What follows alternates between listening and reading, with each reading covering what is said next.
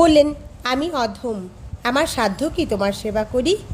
কোনো ভয় নেই, নিয়ে চলো আমাকে। যার হৃদয়ে ভক্তি আছে তার আমি ত্রুটি ধরি না। ঘুম ভেঙে গেল ক্ষুদিরামের। চারপাশে তাকিয়ে দেখলেন কেউ নেই, কিন্তু স্বপ্নে যে ধানক্ষেত দেখেছিলেন ওই তো সেই ধানক্ষেত। নিশ্চয়ই ওখানে লুকিয়েছেন।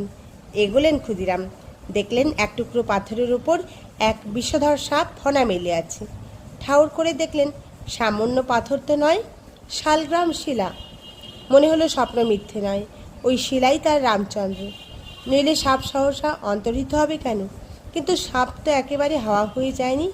পাথরের মুখে যে গর্ত তারই মধ্যে গিয়ে লুকিয়েছে। পাথর তুলে আনবার সময় হাতে যদি দংশন করে, ইতস্তত করতে লাগলেন ক্ষুদিরাম। কিন্তু যিনি রাম, তিনি কি বিষহরণ নন? জয় রঘুবীর বলে তড়িৎ ভঙ্গিতে তুলে নিলেন শিলা। সাপ কোথায় তা কে জানে?